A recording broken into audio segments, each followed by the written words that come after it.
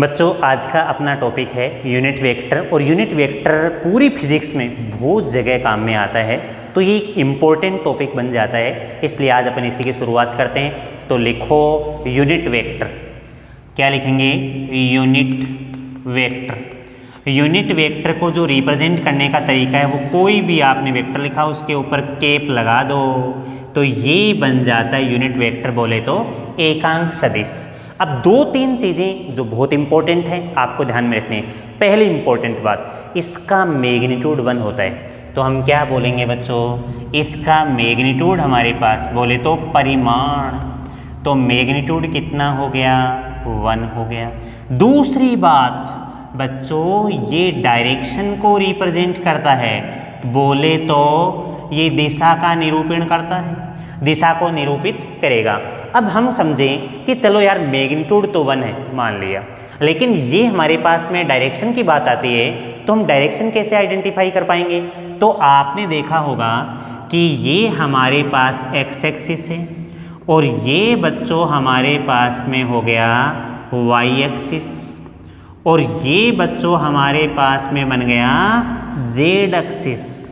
तो हम ऐसा कह सकते हैं कि एक्स एक्सिस के अलोंग तो क्या है? आई कैप, और इसके अलोंग हमारे पास क्या आ रहा है? जे कैप, और इसके अलोंग बच्चों हमारे पास में यूनिट वेक्टर कितना है? के कैप है। अब मैं कह सकता हूँ मैग्नीट्यूड वाली लाइन के हिसाब से क्या कि जो हमारे पास में आई कैप आ रहा है, जो बच्चों हमारे पास में जे कैप आ रहा है और जो हमारे पास में के कैप आ रहा है, इन सब का मैग्नीट्यूड कितना हो जाएगा? 1 हो जाएगा। तो ये थोड़ा सा आपको ध्यान में रखना है, क्योंकि स्टेटमेंट में क्या बोला गया था कि सब का मैग्नीट्यूड कितना होता है? यूनिट वेक्टर जो भी है उनका मैग्नीट्यूड 1 होता है। तो ये चीज़ आ गई, ठीक है। अब इसका फॉर्मूला क्या होता है? तो हम बोलेंगे ए कैप इक्वल टू बच्चों position vector upon magnitude of given vector. क्या हम इसको ऐसा लिख सकते हैं? बिल्कुल लिख सकते हो। तो ये भी आप कह सकते हैं। अब भाई मान लो हमारे पास में बच्चों कोई क्वेश्चन आ गया और क्वेश्चन में बोला गया कि हमको मैग्नीट्यूड कैलकुलेट करना है, क्योंकि भाई यूनिट वेक्टर निकालोगे तो मैग्नीट्यूड कैलकुलेट करना पड़ेगा।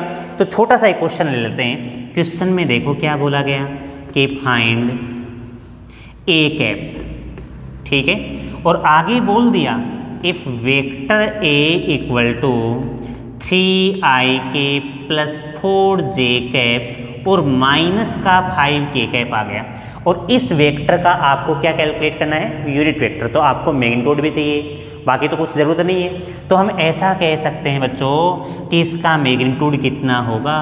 तो मैग्नीट्यूड देखो जनाब, सबसे पहले हम रूट लगा देते हैं। आई के कोफिशिएंट का होल स्क्वायर 3 का कितना?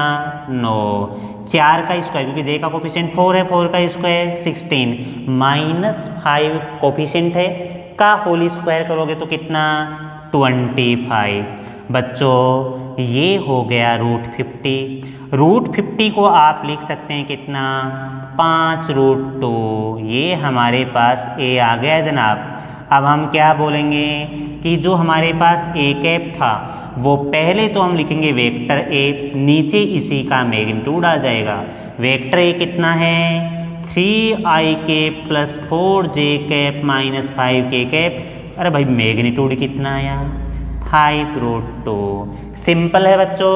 तो ऐसा क्वेश्चन अगर आता है तो हम इजीली उसका यूनिट वेक्टर कैलकुलेट कर लेते हैं। तो देखो दो तीन चीज़ें हैं। मैग्नीट्यूड इसका 1 होता है, डायरेक्शन रिप्रेजेंट करने का काम करता है। एक्स एक्स के अलोंग डायरेक्शन की हम बात करते हैं तो आई कैप यूनिट वेक्टर बनता है, ये जे कैप है, ये के कैप है, और ये आ गया और ये आ गया।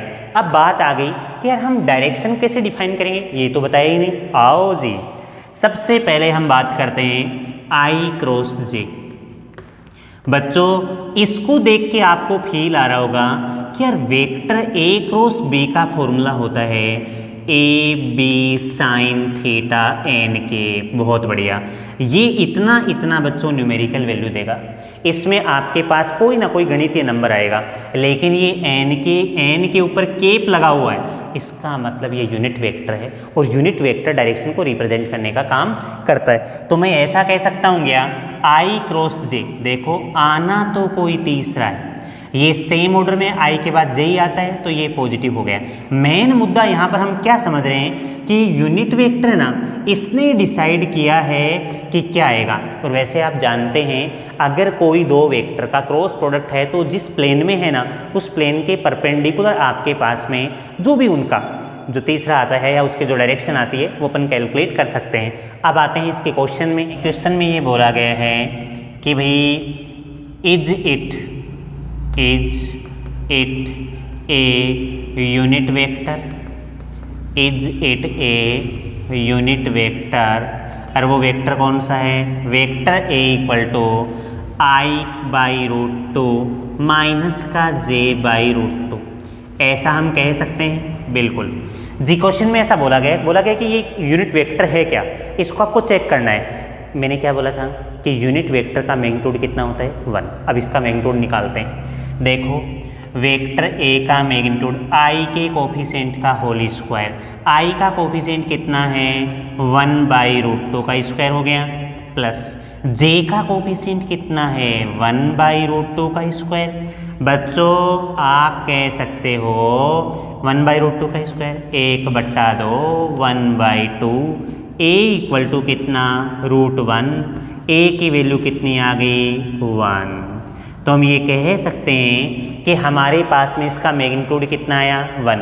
तो हम कह देंगे कि ये एक आपके पास क्या है यूनिट वेक्टर है।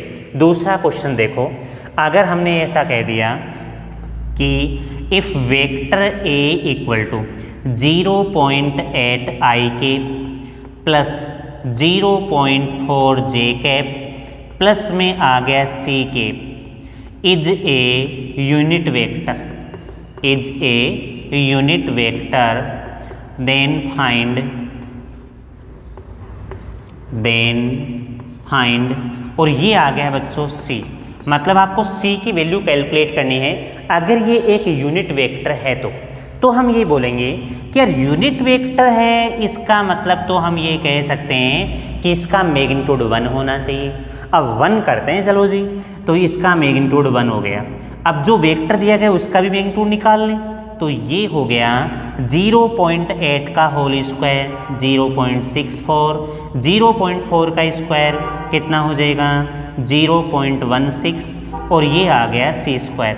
बच्चों दोनों साइड स्क्वायर कर देते हैं, एक का स्क्वायर तो एक ही आता है, इसको ऐड करेंगे तो 0.80 और ये सी स्क्वायर, क्या बच्चों हम कह सकते हैं 0.20 इक्वल टू कितना सी स्क्वायर। यहाँ से आप सी की वैल्यू निकालेंगे तो सी इक्वल टू हो जाएगा कितना 0.20, यही आपके पास सी की वैल्यू आ जाएगी। तो आपको ध्यान ये रखना है कि यूनिट वेक्टर का मैग्नीट्यूड 1 होता है, ये डायरेक्शन को रिप्रेजेंट करता है। अगर एक्स एक्स की पॉजिटिव डायरेक्शन है तो आई कैप होता है, वाई एक्स की पॉजिटिव डायरेक्शन है तो जे कैप होता है, वाई एक्स की नेगेटिव डायरेक्शन है तो माइनस का जे कैप होता है। अगर बच्चों हमारे पास जेड एक्स की पॉजिटिव डायरेक्शन है तो के कैप और जेड एक्स की नेगेटिव डायरेक्शन है तो माइनस के कैप होता है। ये सारे के सारे क्या हैं यूनिट वेक्टर हैं। और इन यूनिट वेक्टर की हम बात करते हैं तो इन सब का मैग्नीट्यूड कितना होता है 1 होता है। तो 3 चीज़ आपको ध्यान रखनी है, मैग्नीट्यूड, डायरेक्शन और एक फॉर्मूला। फॉर्मूला क्या कहता है A cap equal to vector A upon A, क्या यही ध्यान रखना है कि A cap equal to vector A upon A. हाँ भाई ऐसा भी कह सकते हो इसको, आपका मन कर रहा है क्या कि भैया हम तो इसको ऐसे टपकाएंगे, बिल्कुल आप ऐसे नोट कर सकते हैं, कोई दिक्कत वाली बात